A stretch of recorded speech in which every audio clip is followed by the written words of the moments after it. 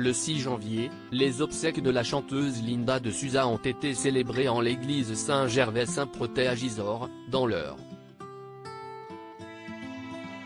Pour l'occasion, une seule personnalité issue du show business a fait le déplacement. Sa disparition a été choc pour tous les Français. Le 28 décembre, Linda de Souza, talent brut de la chanson venu tout droit du Portugal, rendait son dernier souffle à l'âge de 74 ans. Effacée de la scène médiatique ces dernières années, elle avait fait plusieurs allers-retours à l'hôpital dans les mois qui ont précédé son décès. CIST finalement le Covid-19, contre lequel elle n'avait reçu qu'une seule dose de vaccin, qui l'a emporté.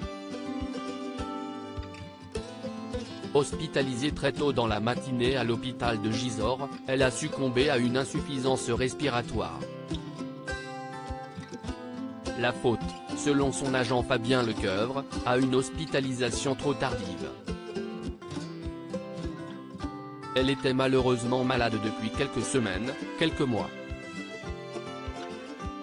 Elle avait cette forme d'insuffisance respiratoire et elle a attrapé le Covid dans sa maison de retraite où elle était. Et elle a été transférée ce matin, un peu tard à mon sens, a estimé ce dernier sur l'antenne de BFM Télévision.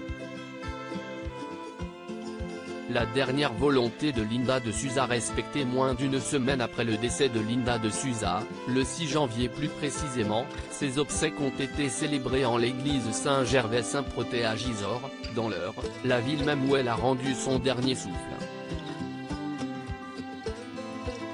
Pour l'occasion, son fils João Lança, avec lequel elle a pourtant été fâchée pendant plus de 30 ans, avait fait le déplacement avec sa fille Gabriela. Mais côté show business, une seule personnalité a fait le déplacement selon Ici Paris, et ce n'est autre que Fabien Lecoeuvre, l'agent de la star décédée.